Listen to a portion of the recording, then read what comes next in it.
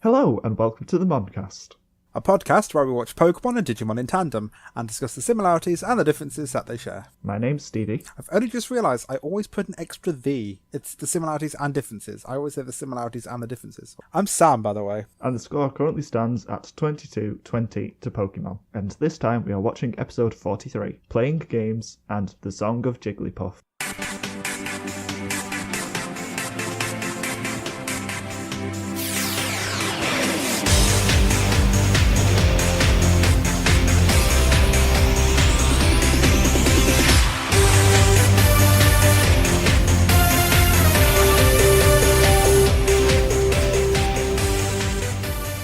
Admonistration across the nation. This is a theme song. It's not very long. Let's go to Twitter because that's where everything always lives. My eyeballs hurt. That's the first bit of administration that we have. Second bit. I've got a really bad headache and it really hurts. Okay, that's the second bit. So looking at a screen is nightmare. My notes are on the screen though. So first bit, Sam is sad and ill. Yes, I am both of these things. I've gone on to sleeping like a regular person and my body is not happy with it. Sleep. I'm getting like 6 hours sleep because that's what I normally get, which means I'm going to bed at about 10 o'clock at night. I'm waking up at 4 in the morning. It's fun. It's good. It's great. It's healthy. I'm like going to sleep at 2 a.m. or later, unintentionally. It's because you're a filthy student. I want to sleep at a normal time, like the normal people, but I just can't do it.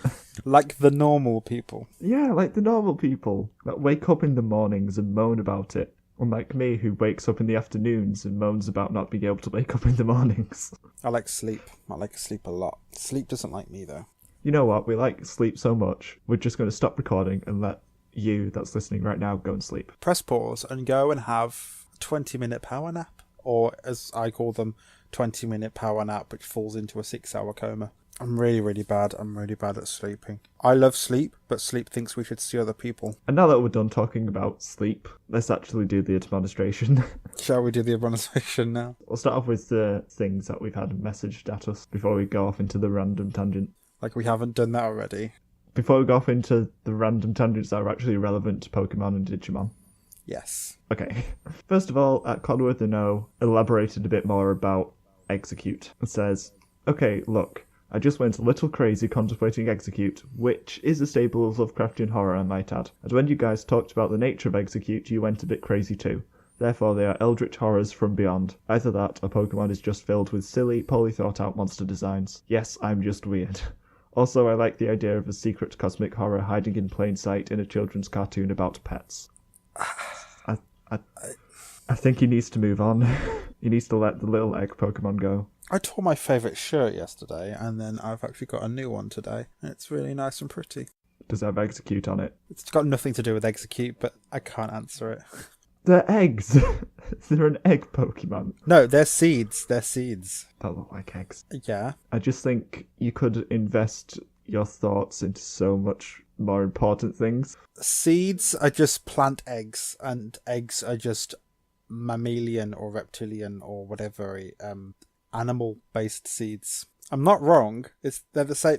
They do the same thing. Seeds are like oval shapes, usually oval shapes that create a new one of the thing that it made it, and eggs are oval shaped things that create one of what it was that made it. They're the same thing, but one's a plant, one's an animal based one. Mm-hmm.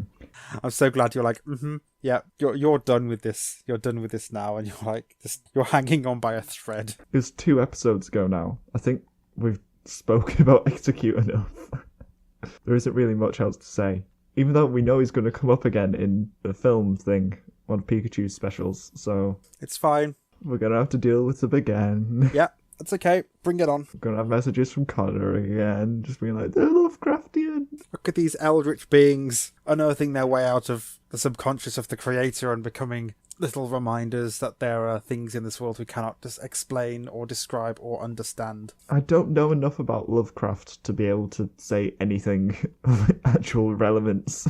Very descriptive horror and also very racist. Mm. Oh yeah, he was a massive racist. It's super fun. That's not good. It was from a different time though, as is the excuse we use for my elderly relatives. It doesn't mean that they're not wrong, Oh yeah, he was wrong, but he was also born in like early 19th century, I think it is. but still, racism is bad. Yes, it is. Last tweet from Connor with an O. I suppose I must have over-exaggerated. I took the yoke a bit too far. I bet it seemed like I had totally cracked. Egg puns. To be fair, they were expected. Then we've got a couple tweets from people replying to me when I tweeted that I got Pokemon Moon a day early. Okay. That's it. They didn't really say anything important, unfortunately. But I got Pokemon Moon a day early. Yeah, I know, I'm kind of jelly. Except I've still not played it, so it doesn't matter at all. Ha! I have played it a lot. I got Sun, by the way, and it's really good, and I enjoyed it. It's a bit different from the original formula of the formula of the other Pokemon games. It's kind of cool. It does stuff. I have a Marowak, which is cool. Of course you have a Marowak. Of course I have a Marowak. My team's pretty cool, but I'll talk about that after the other tweets we've got. Next, I made a thing that Lost in Translation man shared. Yeah, you did. You did some drawings. I made them animate a little bit. You made them move a little bit.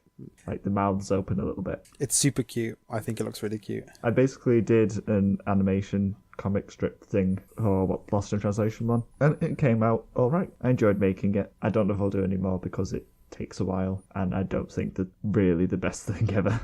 But it was fun, and everyone seemed to like it, so that's all that really matters. You should all rate yourselves based on the approval of others. Or do what I do and just not give a I simultaneously do both those things. I portray myself as not giving a but simultaneously I'm thinking, please love me.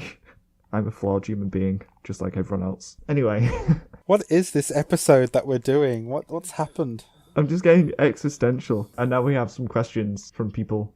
At Ancient Irismon asks, what Sun and Moon starter did you choose? And also, why is Scyther the best Pokemon? Well, first question, I'll let you know, because I've not played it yet. And I can't play it till I finish my Pokemon Yellow Nuzlocke, because otherwise I'll never finish my Nuzlocke, and I'm so close. I started with the Litten because cats are amazing. I was going to get Rowlet, but I decided not to. But it doesn't really matter because the first opportunity I could get a ground type, which was Diglett, I caught a Diglett, and then it's now a Dugtrio, and they're called the Pretty Boys because they all have really awesome hair.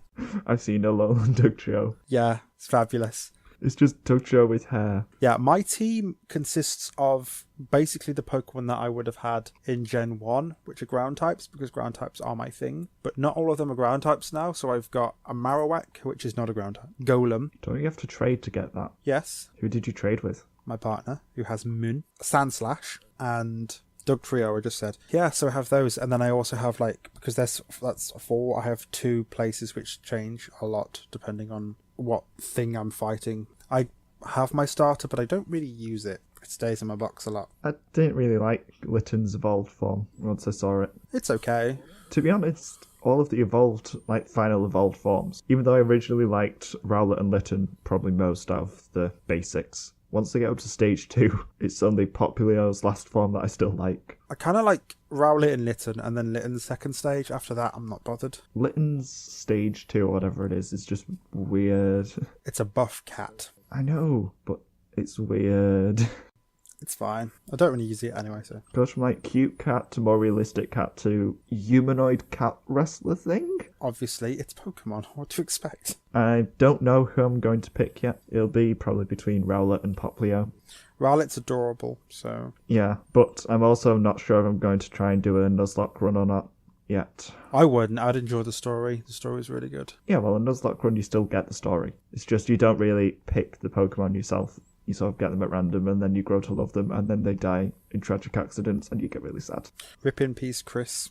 Your Hitmonlee. Yeah, I'll talk about the Nuzlocke after. People need to know about your Nuzlocke and the death of Chris. Yeah, so I started with Litten, and then in response to May's second question, Scyther's the best because it evolves into Caesar, who is a pretty cool Pokemon, which then Mega evolves into Mega Caesar because Mega Evolution was the thing that they did for 2 games. A Mega Caesar has clamps, and it will clamp you. Clamps is from Futurama. Yes, it is. I got that reference. Yes, you did. My brain stretched and managed to reach it. You managed to clamp it. Yes, it did. Okay, so that's why Scyther's the best Pokemon. Also, it's green. Green's a good colour. It is. And red's not bad either. I got it, but I didn't want to respond to it. Seriously, what? Green and red. The Pokemon trainers from Red and Blue, well, the originals were red and green. That wasn't... Was that not the joke? No, I was simply stating a fact. Fine. Well, stating opinion as fact. This is the best administration. This is the best. I love administration. Cares if we're off topic. Let's just talk about it anyway. You can kind of tell when we haven't had like half an hour of talking beforehand, because during the recording it gets a bit messy. Next bit from Outtro says, what is your favourite Pokemon? Well, yours is Cubone. Yes. I was about to say what my favourite one from the new game would be, but it's Marowak, so... Its club has fire on the ends. It's the best. And my favourite Pokemon is Kabutops, because it's Gen 1, which is when I discovered Pokemon, mainly through the trading card game. And I just really like its design a lot. It's so cool and sleek, and it just looks like it's designed to behead everything. It looks a lot like Scyther. A little bit. Both got the scythy things. Yeah, but Kabutops is cooler. Yeah, but you can't hug a Kabutops. Or you could probably hug a Kabutops once. You can hug a Kabutops, but a Kabutops can't hug you. Scyther can't hug you either. Well, they can. They can only do it once, though. I'm not rating Pokemon based on how huggable they are. This is just my personal favourite. You haven't got the best way of categorising Pokemon, then. Everyone has different priorities. Some people prioritise hugging their Pokemon. Yes. Some people prioritise training them. If I had a Pokedex, it would go in order of huggability. Some people prioritise sending them away to have babies. No. I forgot about Butterfree. Oh, how would I choose between Kabutops and Butterfree? I love them both so much. I'm going to stick with Kabutops just because I have one in my team right now. From literally about 10 minutes ago, it evolved. I'm going to be playing my Nuzlocke for the entire time, just grinding. The entire time we're recording, I will be leveling up my pokes. Okay, that's super professional of you. Well, it takes like a tiny amount of processing power from me. What I'm getting from this is that I need to talk a lot more than you do today. No, I'm going to talk plenty. I mean, all that I'm doing is pushing buttons every so often on the 3DS/Game Boy Color because Virtual Console.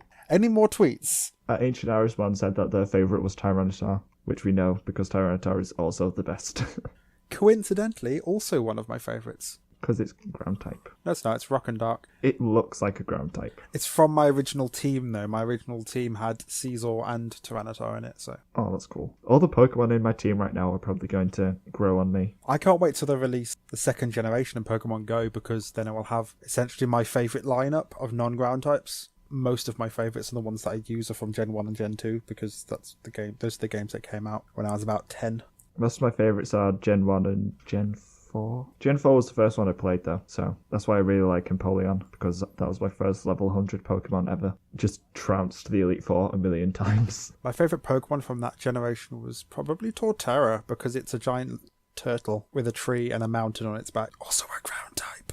There's a pattern, by the way. Okay, so shall we move on? Shall we get through this administration slowly but surely? So do you want to talk about Moon and Sun, or should I talk about my Nuzlocke first? Do we have to talk about them? Yes, because I want to talk about the Nuzlocke. If you want, you can hold off on talking about Sun and Moon until I've played it as well. I'll give a brief review of it. It's really good. They do... good is a bad review word. That was a bad review of the word good. It was. They've done some interesting things with this one. It's not really a spoiler, but they've taken out HMs and they've replaced it with essentially a dial-a-ride service, which is actually pretty good, because that means you don't have to have HM slaves in your team now, which is something that's always bothered me. The map itself's quite interesting. It varies a fair amount. Battling's pretty cute. The new Pokemon are kind of a bit weird, but they've got that weird newness to them that they lose slowly but surely. But there's a lot of bugs and a lot of water types, but that's fine. I kind of like a lot of bug types. I think one of my favourite Pokemon from the new game is one called Pukemukwu, and it's a sea cucumber. They have the weirdest names because it's all Hawaiian. Are you saying that Hawaiian people are weird? No, I'm just saying that it's not as easy to pronounce as previous generations in general. Well, get good, Scrublord. Okay.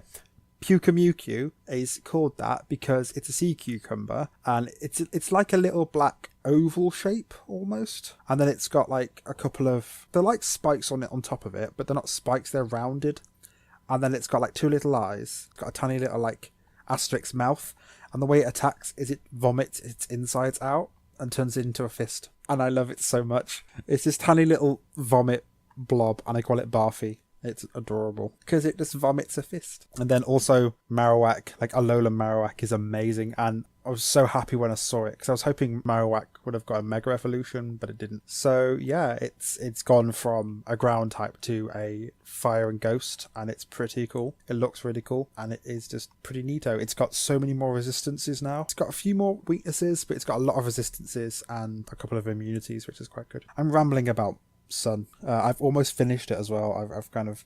Little old Sam here is super having a really weird week. I'm kind of a little bit depressed.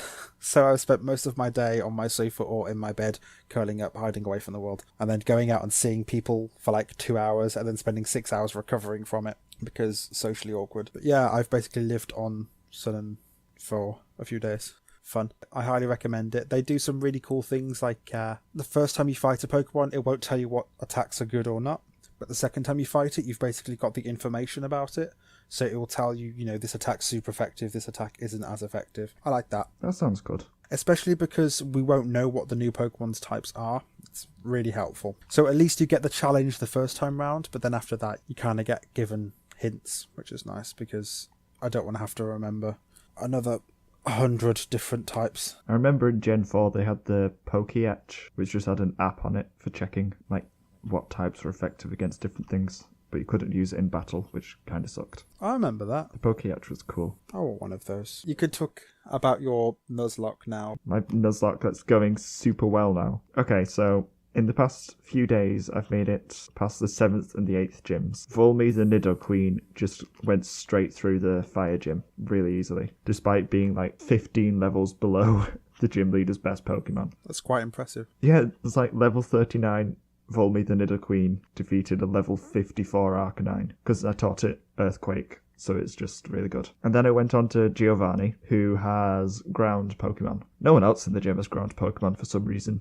I found that odd, but I made it through just fine because Darren the Hypno is the best. It's currently level 60. Anyway, I went into the battle with Giovanni using Chris the Hitmonlee, who had grinded a little to get up to like 48 or so. I was rooting for Chris. I was excited for Chris. Chris sounds amazing. Yeah, Chris was great. I thought he was prepared. And then Giovanni's Dugtrio used Dig. So I had a turn to try and get rid of him, and I chose not to. So I didn't switch out Chris. And then the Dig was a critical hit, and it just killed Chris outright. So no more Chris, and that shocked me. It wasn't a happy time. So I sent out Darren the Hypno, who then just killed all of Giovanni's Pokemon really easily. So Chris was avenged. I'm gutted that I lost Chris. I'm gutted you lost Chris. It was Chris the Hitmonlee, and the second I found out there's a Hitmonlee called Chris, I fell in love.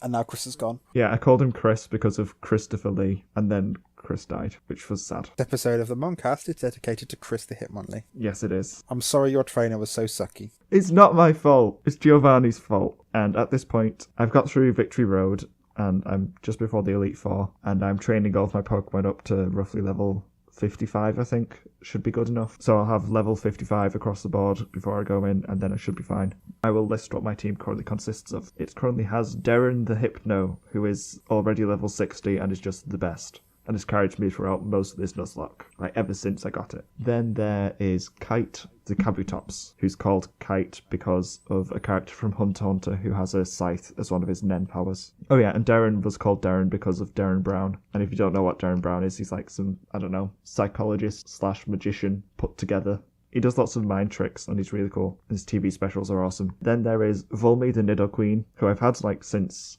one of the very first routes. It's been with me for ages now, and it's really good. I hope they don't die. I hope none of these Pokemon die when I go against the Elite Four. Then there is Vaporeon the Jolteon, who was an EV, and I evolved to Jolteon and called Vaporeon because I find that funny. It just amuses me. Then there is Pointa the Ponyta. I literally just swapped around 2 letters as my naming process. It's not evolved yet, but it will evolve to Rapidash before I go against the Elite Four. The last Pokemon is Daru the Snorlax, whose name's Daru after the hacker character from Steins Gate, who is a large man. And that's my team, and I'm training them all up, and then I'll go against the Elite Four and win. Hopefully without any casualties, because I don't want them to die. And then I will move on to Pokemon Moon and possibly do another Nuzlocke, because it's actually quite fun nicknaming the Pokemon and trying to not let them die. What are we doing right now? You've made it vehemently clear on several occasions that we do not do news, and we've just basically given everybody news about Sun and Moon and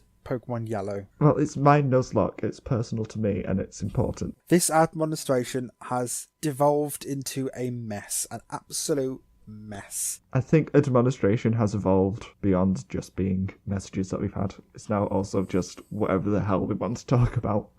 Just diatribe for half an hour, apparently. If enough people complain, we'll move it to the end of the episode. We've got one complaint at the moment. Well, that's you. You don't count. We're not moving Admonistration, we're having it at the front. It's the most important segment. You need to hear us ramble on about the latest Pokemon game and the deaths in my Nuzlockes. And also the successes, because Darren is seriously awesome and I love Hypnos now. I do like Hitmonlees as well, so it's sad that my Hitmonlee died. Can we get to the episodes, please? I've tried to be strict with myself, so I've actually been releasing the Pokemon when they die, so it actually hurts. So Chris is actually gone now and is never coming back. I'm so unhappy for no reason. There's no reason why I should be unhappy, but my brain's... It's because Chris died. My brain has found reasons to be unhappy. Chris was brutally murdered by a Dugtrio. And we're doing this. Isn't it fun, though? People listen to this. I'm sorry that this is what's happening. Oh, I'm going to have fun editing this Administration. I am giving it a thorough listen to before I upload the episode tomorrow. I will cut out the bits that are not important. And then Administration will be about 5 minutes long. You can't be bothered doing that. Haha, you're right. Okay, I think I'm ready to finally move on. Okay. I've gushed about Chris enough, and Darren, and Volmy. I like Volmy. And Kite. Have you genuinely released him? Yeah, Chris is gone. Oh, I was going to trade you Chris. I want Chris on my team. Well, he died. Could have moved it up to Pokemon Moon and I would have traded you something for it. Just get your own Hitmonlee and call it Chris. No, it's not the same. It wouldn't be the Chris, would it? It'd be substitute. If the Chris hadn't died, I wouldn't trade him to you anyway, because he'd be mine. He's my Chris. But my Chris is gone now. I'll just get a Hitmonlee and call it Chris, and it'll be trying so hard to impress me, and then it'll win a battle, and I'm like, it's not the same. You can't replace Chris. You're not the real Chris. I probably will use Pokemon Bank to move up my Pokemon when they eventually add that functionality. Yeah, I can't even move any up to Sun and Moon yet. Well, I'm assuming that I'm actually going to beat the Elite Four. I don't think you will. I think you're going to lose. No, I'm going to try my very best to not lose. I mean, I'm going to be grinding my Pokemon up a few levels while we're recording today, so... Kite have already got up 12 levels. I can already tell you that you might struggle against the first one. The second one, you'll be A-okay. Quite a few of them will be A-okay with, because Darren is the best. Third one, you'll kill at. Fourth one, you might have some difficulty. I will make it through this, and then I will play Pokemon Moon at last. It's been sitting in my 3DS for... 4 days. Yeah, pretty much 4 days, but I need to finish this first, because otherwise I may never do it. And I want to finish a Nuzlocke, because I've not done it yet. I've still not played Alpha Sapphire. You've still not started this bloody episode yet either. We've started. This counts. Okay, fine. The first episode we are watching this time is Playing Games. The kids quickly defeat Metal Seedramon, and Waymon falls in the crossfire. They then head off to the next area and are confronted by Puppetmon, who uses tricks and traps to toy with the kids. He ends up kidnapping TK to force him to be his friend. In doing so, TK learns to stand up for himself and even insults Puppetmon for not having any real friends. As Puppetmon goes off to make himself a friend, TK runs away after destroying all of Puppetmon's traps. Seeing TK act more mature and self-confident, Max slinks off to be a complete emo and have a tragic personal despair out, like the whiny little baby that he is. Digimon, digital monsters, Digimon are the champions. Digimon, digital monsters, Digimon. Waymon gets shot, and then Metal Seedramon gets destroyed in 30 seconds. It is a really quick fight. It's really anticlimactic. I mean, Waymon just gets absolutely destroyed. That shocked me, and then it was just I was still recovering as Metal Seedramon was being torn apart from the inside. And then they all make puns at Metal Seedramon's corpse. It happens really quick, and I feel like it didn't need to have happened like that. They could have easily finished it off at the end of the last episode, but for some reason they just wanted extra tension. Yeah, it's just really quickly. Waymon dead. Metal Seedramon dead. They could have at least had, maybe a couple of minutes of epic battle time instead of title screen, 1 death, 2 death. Now for the next thing. Now for the puns. They probably spend longer making puns at his corpse than he does actually being alive during the battle. It's not just 1 pun, it's at least 2. Not just 1, at least 2 puns. War Greymon on Kabuterimon take turns. Just, I feel kind of sorry for Metal Seedramon now. I wouldn't feel sorry for him. He's poorly animated. Sometimes. In the water, he's okay. So they go to the next area. First of all, Mimi tries to show signs of having an actual personality beyond shopping. It doesn't really make sense because they've not really gone to the next area, I suppose. They're on the beach, but then the sea starts to dissolve around them. Because Metal Sudramon's dead, his sector just dissolves, I guess. And turns into the void. Pretty much. It's just blackness and it's really weird. I'm guessing that would come back once they've solved everything. I think that's what happens. You'd hope. Otherwise, they're just making it worse. Just like, yeah, we did it! Why isn't the digital world reappearing? No, everything's dead. We've broke it all. They'll just have to turn it off and on again. Computer jokes. Try jokes. Yeah, so Ty's all up for leaving and going elsewhere, and Mimi's just making graves for all the Digimon that they've lost, which is really nice because All the dead Digimon did dobbies. all of them have done a dobby. They all died to save the kids. They're in a world full of danger and they've barely just escaped a battle with their lives, and the first thing that she wants to do is make graves for them and pay thanks. And I'm like, Mimi's a fool, but she's like the best fool. Like, when she's not being a ditz, she's actually a really nice person, which is really good. Like, the first thing she wanted to do when they're finally out of danger is just make some graves and pay respects to the people and say thanks to the people who basically saved their lives, because they wouldn't be there if it wasn't for Waymon or Piximon. Or Chumon. Chumon blocked the knife that was going to kill Mimi. Actually, yeah, so he straight up saved Mimi's life. He did a dobby. He did a dobby. They all did dobbies before dobbying was a thing that I made up. But then Ty goes off on one at Mimi saying that, yes, it's bad that things have happened, but this is war and, you kind of have to... I've got the words. What did he say? He says... Suck it up, basically. He's basically a jerk. He basically says that they don't really have time. Like, it's war and some people die and we have to deal with it. Which is kind of true, but also, like, they're not in immediate danger anymore. So... they should have had a little bit of time. But yeah, Mimi starts basically having a breakdown. And this is about the third time we've seen her have a breakdown. We've seen her once in the labyrinth, where she basically gets overwhelmed by what's happening and runs away.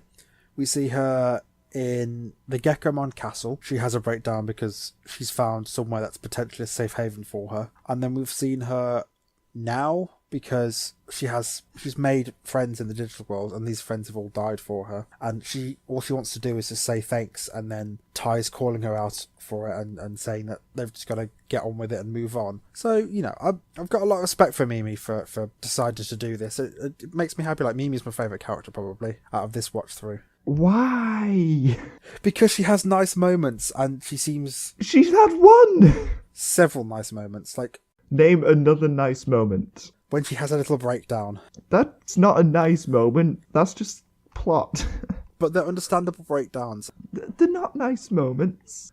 This is the first time where she's had a character just for real. Maybe. I like Mimi, okay? You can't take that away from me. Fine, you can like Mimi even though she's probably the worst of the worst. Although I recently came to the realization that they're all the worst of the worst in one way or another. Apart from TK. Matt. Yeah, Matt is the worst because he never looks at anyone while he's talking at them. He's always posing. Side on. Ty's the worst because he tries to be the leader but he sucks at it. Izzy's the worst because he's supposed to be smart and then he has theories about aliens and doesn't actually get to lead the group even though he's a smart one that knows what's going on. Then there's Sora, who is just a background character basically. Then there's Joe, who whines all the time and makes bad jokes. And then there's Mimi, who just makes bad jokes. And then there's TK, who's a kid, so he's usually ignored, but then when he comes to the limelight he's actually really good and really interesting. So TK's good, but everyone else sucks. And Kari? Oh, Kari just is Sora, but TK version. TK-sized Sora. Pocket Sora. Yeah, Pocket Sora. Just more plot device. I came to this realization while watching the first 4 episodes again with my housemates recently, and all of the characters are just the worst. But at least they get better. Sora's okay for a girl. Matt is just too cool. That is his entire problem. Izzy should have gone to computer camp. Why is he throwing everybody shade? Joe would probably wet his pants. Mimi, you can guess her favourite colour on the first try. And there's TK, Matt's dopey little brother. I've not watched the first episode a million times in my life. So Matt says Ty's right, but it's like, so why are you getting angry at him and shouting at him? And it's because they need to add this dumb little arc to him that he needs to have this little personal crisis. Yeah, he's way too confrontational. For no reason. No reason whatsoever. But they move on and do the next thing, and people are having internal dialogues, well, internal thoughts, and Joe thinks that everyone's thinking about him, and he's like, Joe is just a typical symptom of anxiety. Like, he's not narcissistic, he's not thinking, oh, I bet everyone's thinking about me because I'm the best. He's like, oh god, I think everyone's thinking about me because I'm really bad at this. I have no idea what I'm doing. So Joe's also cool. I can relate to Joe. I can also relate to Joe. And then the floor starts moving around with them on it like a conveyor belt, and we see that it's Puppetmon using a remote control. Before this is the really important part where Kari falls behind because she heard a noise, and then she catches up again and it doesn't matter. That happened? Yep, that happened. Oh. Did you forget about that bit? I forgot about that bit.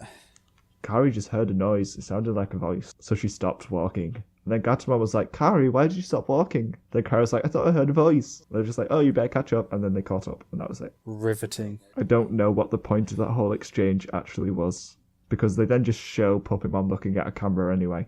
It's not like foreshadowing or anything, it's just pointless. Yeah, I think Puppetmon's really interesting, because he just has probably the best powers. He can manipulate the world with a remote control, because why not? And he has these little doll versions of the kids, and if he moves them around, they teleport. That's pretty cool. He could probably pick them off one at a time really easily if he wanted to, but he just doesn't. He just wants to toy with the kids. He's playing games, because that's what the episode's called. Like, if he was, like, 20% more serious, he would have used those toys and just killed the kids straight away. But because he wants to hang out with them, especially TK, he wants to be his friend because he's a sad little lonely puppet. It's cool. He's sort of similar to Piedmon in that he has other motives beyond just wanting to win. He wants to have fun. He wants to have friends. Well, not really. He wants to just play with people. Anyway, so they all escape from his moving platform thing by climbing up a tree to hide. So Puppetmon then starts using the magical dolls to teleport them all over the place. And this goes on for a while, for some reason.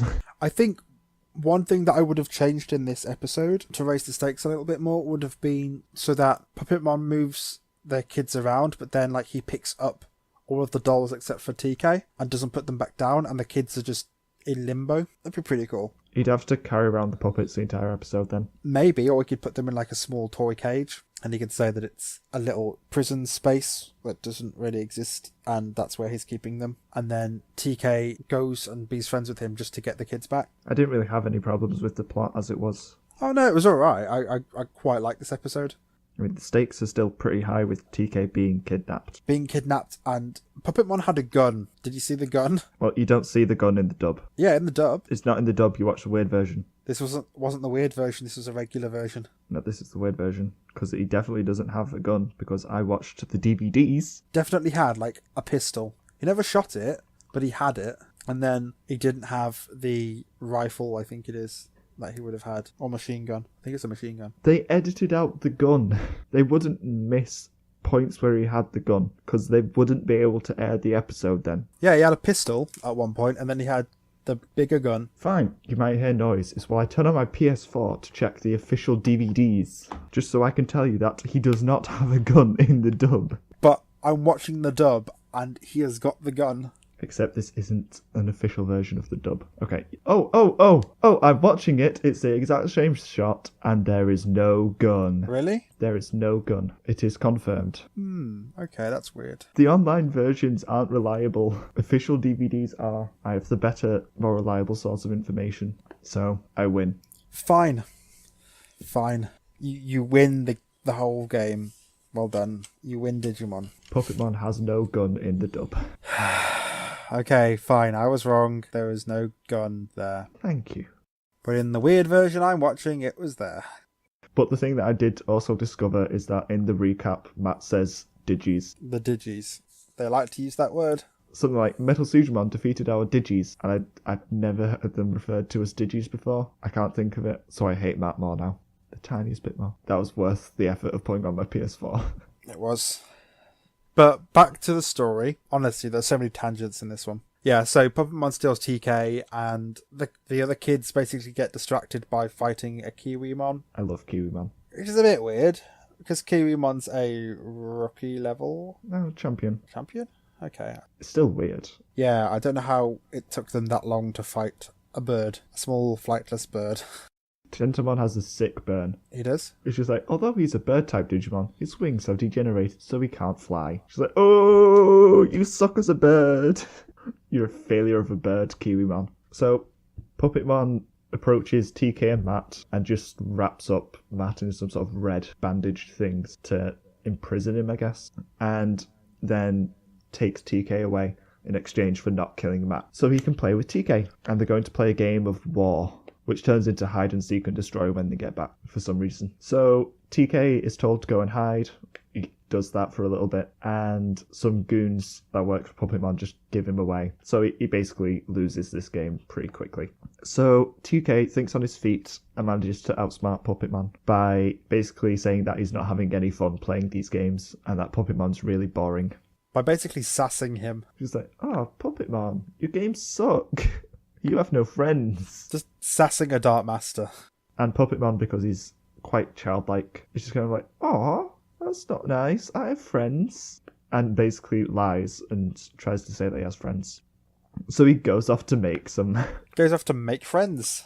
Yeah, like literally make friends. He makes them out of just bits and bobs. It's a little nightmare friend. Like it's got a like an American football as a head and some weird bits stuck on for ears and eyes, and it's really weird. Oh, Digi-friends. Yay, Digi-friends. But as Puppetmon's building his friend, TK has smashed the remote, tore up the map, and stolen the little doll versions of the other kids. And reunited with Patamon, who found his way to the mansion just by chance.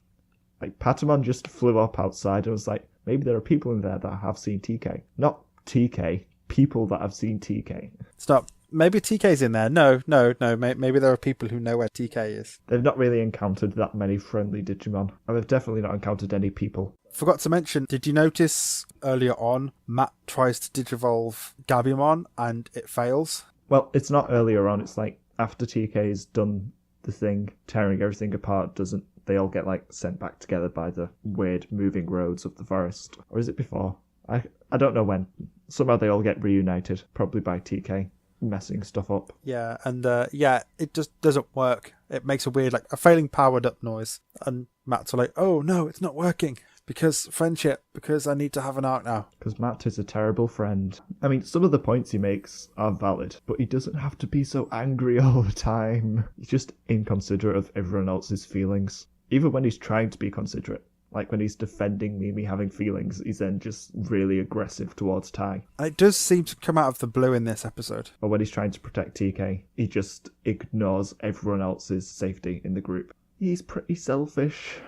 It's not really friendship then, is it? It's brotherliness, sibling-glory. Siblingship. Yeah. That's a word that I made up. So then TK comes back to the gang. But the gang have to beat Kiwimon first. Okay. Kiwimon has the greatest laugh. He has an upper-class evil villain laugh. That's pretty much it. And he does that as he dies, which is hilarious. He'll die laughing. Yep, so Kiwimon gets defeated. TK comes back, gives all the kids their little dolls. Oh, wait, no. And then there's a bit God. more. And then Matt gets angry at Sora for letting Biyomon defeat Kiwimon because Kiwimon was the only way they were going to find TK. Oh, yeah. Matt doesn't care that they were all really in danger. Even though they really weren't. They would be in danger if Matt had been in charge and said, no attacking the Kiwimon.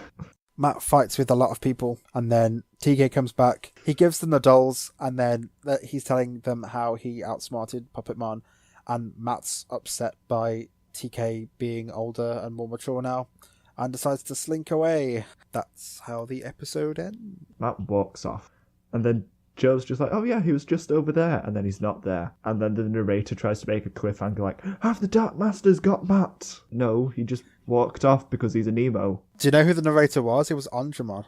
What? Yeah, the narrator's voice was Andromon in this episode, for some reason. I'll come back to you, Kay, if you want me to. But yeah, big cliffhanger. Has Matt been kidnapped by the Dark Masters? No.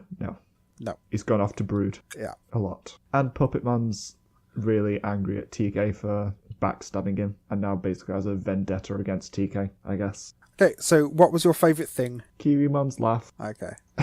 He's so amusing. He's an upper-class villain. He's a failure of a bird. My favourite thing was probably TK.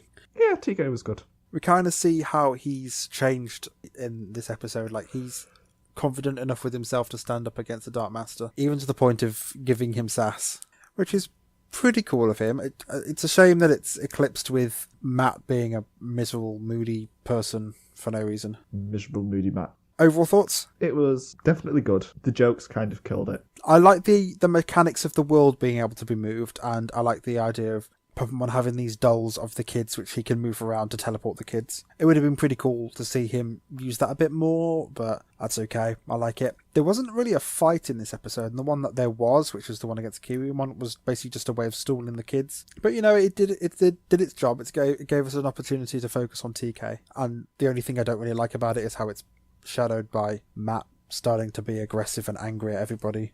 Like, he couldn't even said, "Oh, well done, TK, you've really grown up and matured." Instead, he's just like, "Oh, TK doesn't need me anymore because he's no longer afraid of things." Would you rather your brother be absolutely terrified of everything? Surely you want him to get over his fears of evil puppet that wants to murder him. And they also compress the end of Metal Sutramon's arc into like a 30-second fight sequence at the start of the episode. Which was really jarring. Yeah, it's just done. It's just not satisfying. It felt too easy. It would have done better if they'd added it in the last episode and paced that episode out a bit more. Yeah, like they had the entire fight sequence basically last episode, and then in this one they had the end. Well, the last episode was mostly them just underwater, swimming away. They could have easily have made it less travelling across the ocean and more fighting. But they had to travel 200 miles, Sam. That's a long way.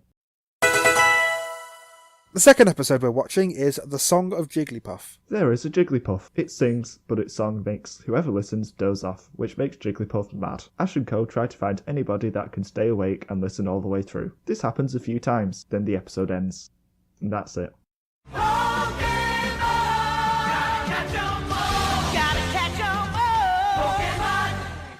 I could go into more detail about Team Rocket and things, but do I really need to? You don't need to. You basically got the premise. It starts out with the gang in a desert, which is really weird. I know, it's so Digimon. Yeah, but they immediately go to a city. So why not just start off with them in the city? It makes no sense. Like, they would have had to pay someone to animate them walking through that desert for them to immediately go to the city. Like, it doesn't help them in the plot. It doesn't do anything story-wise. Just, they start off in a desert, 10 seconds later they're in the city.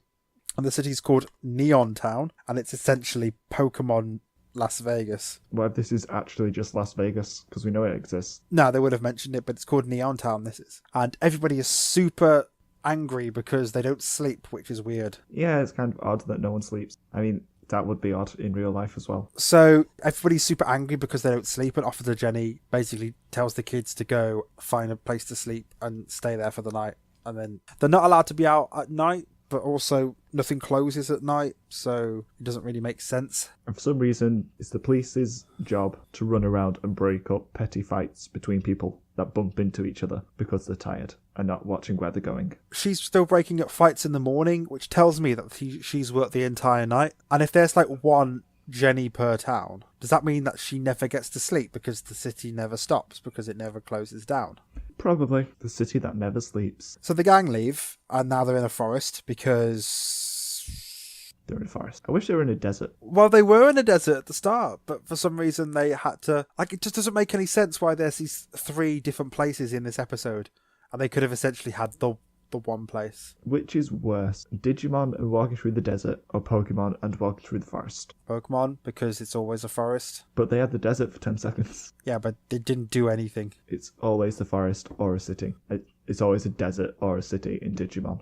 You could cut out like 20 seconds of the first 20 seconds of this episode and start with them in the city, and you have lost absolutely nothing for the plot. But you wouldn't know about the desert. But it never comes back. I don't think it really matters. It doesn't. But Digimon does have more variety, even if it does have more walking through deserts. At least in the desert, there was a giant boat that sailed across the desert with a chicken that was being a person, and also Numamon. And also vending machines. But in the forest, they find Jigglypuff. Yeah, in the forest, they find a Jigglypuff. And it's a Jigglypuff, and Jigglypuffs are the best. Misty decides to assault the Jigglypuff because she wants it. Pretty much. That's how capturing Pokemon works. But she finds out that Jigglypuff can't sing, and then she's like, "Oh, who wants a Jigglypuff who can't sing?" I'm like, whoa! You've literally just said that you've always wanted to catch a Jigglypuff and you think they're really cute, but now you find out this one's got a disability, essentially. And you're like, No, this one's broken. I don't want it. So mean. Is Misty ableist? Maybe? I think that's what the word means. But Team Rocket basically hear that there's a Jigglypuff, and they decide there and then that they're going to take the Jigglypuff and make it put the town to sleep so they can steal all the Pokemon. Like, that's not their plan. What were they doing? They're just here. Like, they're just following this kid, and then they see every opportunity to just steal the Pokemon. It's just so weird. Like, if Team Rocket went off and did their own thing, they'd probably succeed in most of their endeavours. It's just because Ash has got a case of main character syndrome where everything goes right for him. That's the only reason that they fail. But even then, they don't really fail. Sometimes, a lot of the time, actually, they tend to help. I think at this point we just have to accept that Team Rocket is going to follow Ash and Co to the ends of the earth, supposedly trying to capture Pikachu, but not really. Team Rocket introduced themselves, and they have a song now. I'm gonna sing a song to wake you up. I think it's only marginally better than that one. Although, there's a shot during this song, and it's them pulling this weird cartoon face, and you need to find it. It's the best. I saw it. Do you know the one I'm talking about? Yes. They've got like really round faces. It's just the best, and it doesn't make any sense as to why it's there, but there it is. So Ash sends out Bulbasaur because generic starter Pokemon. There needs to be a battle of this episode, so we can do this. Did they actually fight? I cannot remember. And I watched it about a couple hours ago. I can't remember if Bulbasaur actually did anything. What actually happened after Team Rocket jumped out and sang the song? I don't know. I can't remember, and I don't know why I can't remember. But I've got no note onto what happened to them. Jigglypuff didn't sing because it can't sing yet, but I can't remember Bulbasaur attacking. Team Rocket got dispatched somehow. Something happened to them. Something happened to Team Rocket. Did Misty do something? Maybe. Team Rocket happened, then Team Rocket happened away. And then Misty's teaching Jigglypuff how to sing, and something amazing happens. Ash compliments Misty, and Misty didn't respond with a snarky comment. Even though she didn't really deserve the compliment at all because she's not really a great voice teacher. Ash was really nice to Misty, first of all, so he would have said something. He would have been like, oh, you call that singing? Or then Misty would have responded with something just as snarky in return. So, like, yay! The writers seem to have let them both be genuinely nice to each other for a moment. I don't think it's that big a deal. I thought it was nice, because normally they insult each other. Well, they'll continue to insult each other in future. Because one thing we know is that Pokemon doesn't believe in character development. This was just a lucky episode. So Pikachu starts singing, and it's really cute. And then Jigglypuff, out of nowhere, just roundhouse kicks him. Jigglypuff gets really jealous of Pikachu. Because Pikachu's singing and Jigglypuff can't, which is unfortunate. Jigglypuff's just really grouchy, and it's so adorable. Misty decides to inflate a balloon and then gets Jigglypuff to do it because it'll help increase its lung capacity. But then it goes wrong and the air gets pushed into Jigglypuff and Jigglypuff flies around like a balloon, which is kind of funny. Jigglypuff's just great. That's all I have to add. Then Brock comes up with an idea and just goes wandering for about 5 minutes and finds this fruit that can heal a throat. Mm-hmm. Like, this is the forest of plot convenience. Mm-hmm. There's people angry. They need to sleep. This Pokemon can make people sleep, but it can't sing. This fruit makes people who can't sing. But it doesn't look like a fruit. It looks like a green pepper. Mm-hmm. But yeah, Jigglypuff has a single bite and then can sing. And then it sings its song. Sings its song and puts everybody to sleep. Immediately goes to Ash's bag and grabs a pen and draws on them all, which means this wild Jigglypuff has seen pens before and knows how pens work. Has gone, I need a pen, maybe there's one in this backpack. Grabs the pen and draws on people's faces. Why would a wild Pokemon know about pens and how backpacks work? Because it's really peeved off. How would you like it if I fell asleep while you were talking? Be fine, I'd fall asleep as well if I'm honest. Well, you'd probably be a bit annoyed at me as well. I wouldn't then collapse into a fifth dimension, grab a Luftnart missile and fire it into the fifth stratometer and whatever, because I've never seen these things before and I wouldn't know how they work. I have no concept of them. But somehow Jigglypuff, I don't know, Stevie, I'm so very tired and I don't know what I just said. Well, that's a pretty good attempt at a metaphor. It's just, I don't get why Jigglypuff knows what pens are and how they work, or that they bead them in backpacks. So yeah, puts everyone to sleep. And also Team Rocket, who were trying to record Jigglypuff. Because it's their scheme to put everyone in Neon Town to sleep and rob them. Ash and Co decide that they need to get all the Pokemon out to hear Jigglypuff sing, because Jigglypuff gets really annoyed when things fall asleep when it sings. But all the Pokemon fall asleep, and Misty decides to use Psyduck because Psyduck's too dumb to know what's happening. Jigglypuff sings, and it seems like Psyduck's awake, but it's asleep with its eyes open, and it's really funny because it's just like non-responsive and just falls over. I thought it was kind of funny. Psyduck's usually amusing. I think the joke's beginning to wear thin, though. Maybe. Well, anyway, they decide that maybe there'll be someone in the nearby city full of angry people who need to sleep, who can listen to it and not fall asleep. So they leave for the city, and they've turned into Team Rocket because this is exactly what Team Rocket wanted to do. Well, Ash and Co don't intend to rob everyone. Okay, no, they don't, but... They're hoping that everyone will stay awake. So they leave, and they need to find an outdoor stage. So they're asking around if there's anybody who has an outdoor stage, like a collapsible stage. Team Rocket end up with them, and some weird costumes, and they have weird fake British accents. But I do like the disguises. It's that weird fake, like, in between Australian and a British accent, and it's weird. Doesn't make any sense. It seemed to me just like the normal voice is slightly different so as to make them not identical to Jesse and James.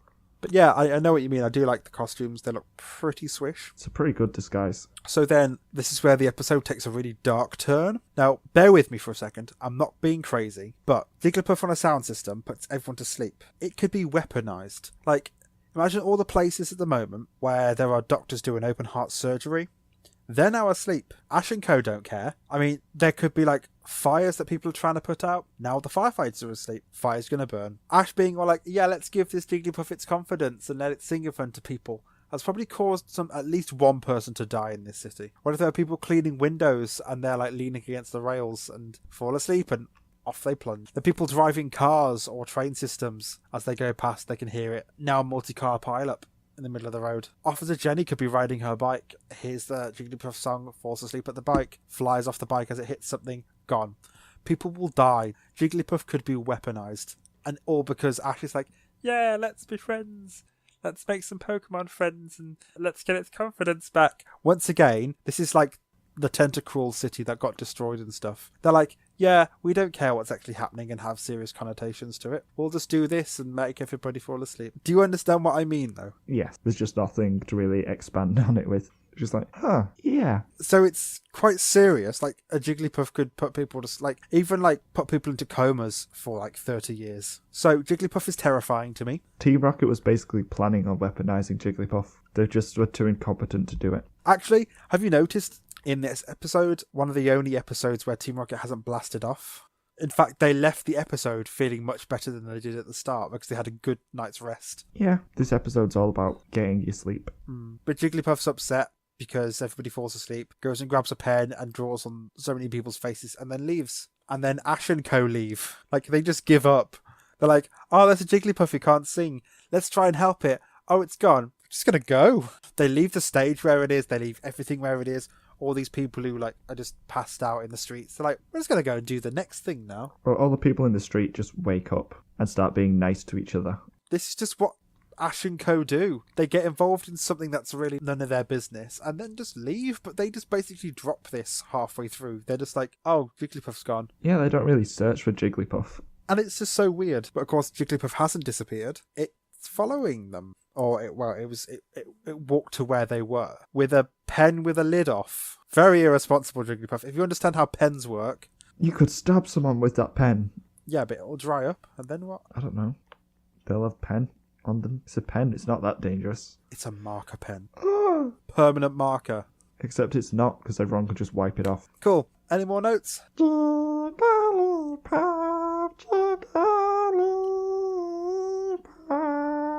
That's as close as I can get. For some reason, my throat's just like... That's still impressive, though. That's still quite impressive. Oh my god, that was adorable. Puff. Oh god. What was your favourite thing?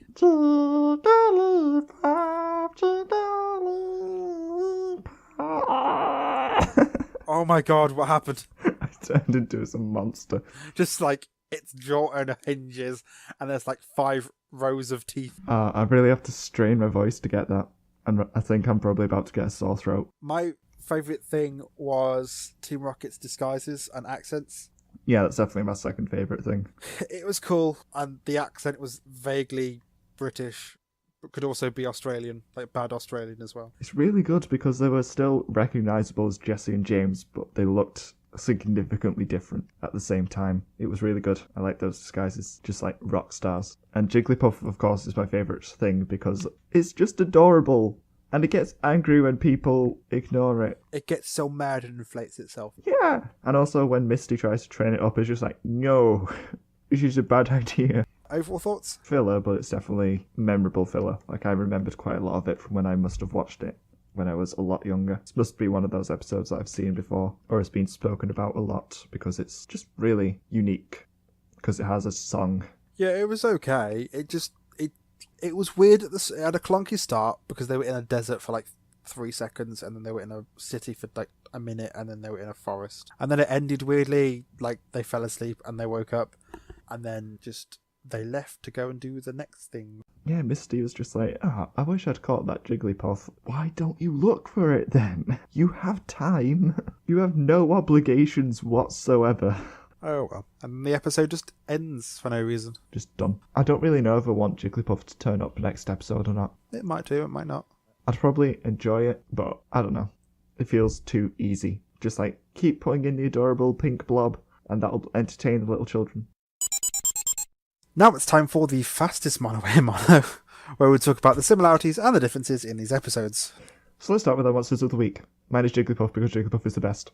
It's really adorable. It sings a song. I like the song. Not that fast. Mine's Puppetmon because it's super strong, but it also decides to not fight the kids. It decides to mess with them and toy with them. And it's also sad because it's got no friends. He's really childish. And small. He's the same size as TK, pretty much. Smaller than Maze. I'm pretty sure it's when they're stood next to each other. Yeah, he's the same height as TK, pretty much.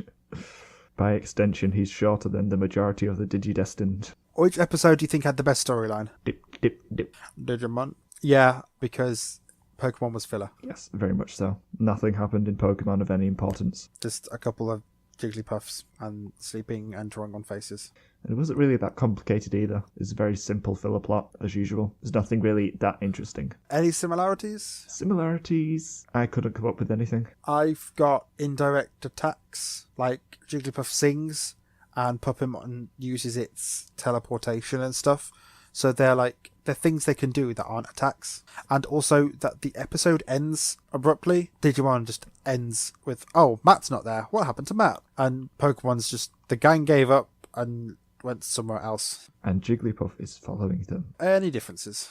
A significant difference that I've noticed is that TK is in mortal danger, whereas everyone in Pokemon might fall asleep and have this Pokemon draw on the face, which would be a mild annoyance. Also, the goal of the episode. The main objective in Pokemon was to help the little pink ball be able to sing again. Aww. And the objective in Digimon was to save TK from the puppet that wants to kill him and every one of them. The stakes are an awful lot higher in Digimon than they are in Pokemon. Just all the time. Because Pokemon's just so light-hearted and not serious at all. To be fair though, this is the second of the final bosses of the 4. So they're just about a quarter of the way through the last leg. And meanwhile, Ash is just wandering around for no reason. Well, that's what they've done the entire season.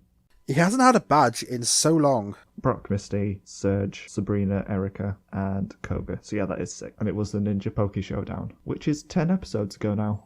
That's a long time. Let's see what's happened. Since then, he's won a marathon on a Ponyta, helped a kid be reunited with the worst parents ever, crossed a bridge, helped someone's Ditto become a functioning Ditto, almost abandoned Pikachu, helped a kid not evolve his Eevee, woken up a Snorlax, got involved in a gang war. He's helped a magician who messed up and almost killed everyone in a town, and he's helped someone evolve a Paris. And now he's helped a small pink blob. He's just done a lot of helping other people for no real reason, or just simple things like crossing a bridge, or abandoning his closest Pokemon.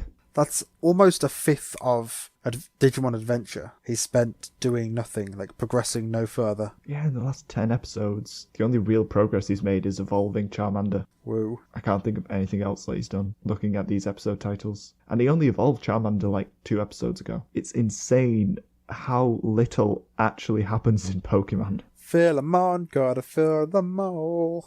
Nothing matters in Pokemon. In Digimon, the world is at stake. And in Pokemon, Ash is titting around. it doesn't matter. Yeah, nothing matters. It is pretty much entirely a waste of time for them to do anything. Almost all of Pokemon is filler. I mean, you could call it all filler because the main objective is barely of any importance at all to anyone except Ash. At least in Digimon, I actually care a bit about whether the kids succeed. I couldn't care less if Ash wins or loses because he doesn't deserve it. He doesn't deserve whatever happens to him because he's done nothing. So which one did you enjoy the most? I have to say Digimon has to be better because really without the nostalgia, Pokemon would just be insanely boring. Yeah, I prefer Digimon because I like seeing TK get his own episode. TK episodes are good episodes. Filler episodes of Pokemon are usually fun, but really, really bland and simple. And usually, unless you really absolutely adore the Pokemon, you're not going to think it's anything special. I mean, I like Jigglypuff, but not enough to say that this episode is better than Digimon's was. Cool, moving on. 22-21 to Pokemon. That is the score now. Join us again next time where we will be watching episode 44. Attack of the Prehistoric Pokemon and Trash Day. You can listen to more of us on SoundCloud, iTunes or Stitcher, where we like getting reviews and comments. And you can message us via our Facebook, Twitter, Tumblr, with the Will thread and email, which are all linked in the show notes. And you can support me on my Patreon if you'd like to do that. I have added some new rewards which you might be interested in. I made a couple of them a little bit cheaper. And thank you for listening. Sam get really tired. Can I go to bed now? I will sing you to sleep with Jigglypuff's song.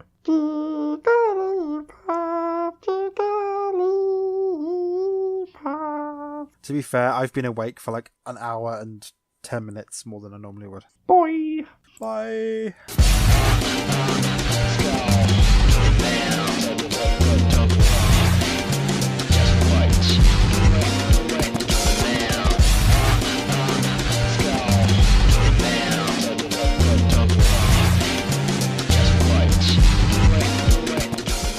This is completely devoid of anything right now. This is out of nowhere, and I just had like 3 thoughts at once, and this is the end result. And it's nothing important, but I'm really upset.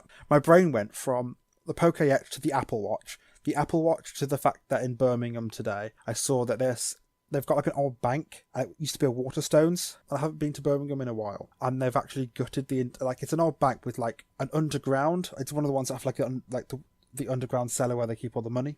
So you walk in and there's like a grand staircase that goes up to a level and down to like the basement, and it's all pretty cool because it's a grand staircase that splits in 2 and then spirals up or spirals down. It's very Harry Potter. It's amazing. But that's what it used to look like, and I walked past it today and they've taken all the stairs out. They've got rid of the basement. They've not filled it in, but they've covered the floor. They've closed off the top floor, and it's an Apple store now, and it's all like white and minimalist, and they have it's all like panelwood flooring and little tech bars, and the Apple Genius is in there. And I got so angry because I've been to that Waterstones ever since I was little, and it's upset me that it was all this like really old-fashioned like looking bank with books and books and books everywhere, and now it's a tech bar. I'm so angry, and I hate Apple so much. I want to punch them in the face in their collective hipster beard. AirPods. That's the future, is AirPods. I've taken the wire out of your headphones and also kept them the same size because why not? I hope you don't lose them because they're about £90 to replace. What's that? You don't want to lose them? Here, have the Air Strap. It's like £25. What does it do? You can attach it to your AirPods so you don't lose them. What's that? You already have this technology. Isn't it called regular headphones? Well, they won't work because you haven't got a headphone jack on the new Apple phones anymore because we decided to take that away. I'm so sorry. I don't know where that came from. Podcast is sponsored by Microsoft. I'm sorry. I don't know where that came from. I just seeing a really old bookstore that I used to love be turned into a white and wood panel Apple store has really bothered me. Yeah, that sounds sucky. And then I went off on a rant about Apple because they're so dumb. Our phones last about 8 hours in charge time. We've left that in. In fact, they run for about 4 hours now. But we've taken the wires out of your headphones. Also, headphones are now more expensive, so why? And I bet they used the word ergonomic at some point in their presentation. I swear to God, they've used the word ergonomic. We've chosen a more ergonomic design. Really? Well, why don't you, instead of making them little buds that hang off your ears, have them hook around your ears or something like that? Don't just leave them hanging in there. Because you're going to buy them, put them in, turn around, scrape your ear on the, like, I don't know, a doorway or something. It'll fall on the floor. There's £90 down the drain because one of them won't work. It's got to be both of them. I'm sorry. I have derailed this podcast. We're still in an administration and it's been like 40 minutes. It's fine. It's fine. Good luck editing this shambles. It's fine. I just get to listen to the rant all over again and then go, delete. Click. And then you're waiting for this. My voice is dying. My throat's been a bit off, so I can't. We have been talking for like almost 2 hours. I need to get it. Yeah. Let me try. Okay, you have one go. Nope. My throat's just not doing it this week. Okay. This is sad. So I just Jigglypuff have to keep trying. Every time we say Jigglypuff, I'll try again until I get it. It's a permanent marker. That's how you make tattoos. You use a permanent marker. That's what I was told when I was younger. Tattoos for people who... It's not a permanent marker because everyone could just wipe it off the faces. It's just a pen.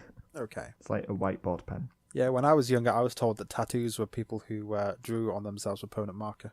That's what my teacher told me. And she's a liar because that exact lesson, I went and drew on myself with a permanent marker that I found. It came off. I drew all over my face. I still do not have it on my face. Are you sure? To be fair, I'm so glad I didn't have luminous yellow stars on my face now. Because just imagine my almost 26-year-old, like, in a business meeting. Like, I'm like, hello, yeah, my name's Sam, I'm here for the job. Don't mind the stars, I drew them on my face when I was 6. My teacher told me it was permanent. I didn't believe her. Now, just stars on my face, as you do. Which episode do you think Is it ironic that there's a Pokemon that puts people to sleep and I need to sleep but I can't? I know, it's great. You should be going to sleep and I'm just like, nah.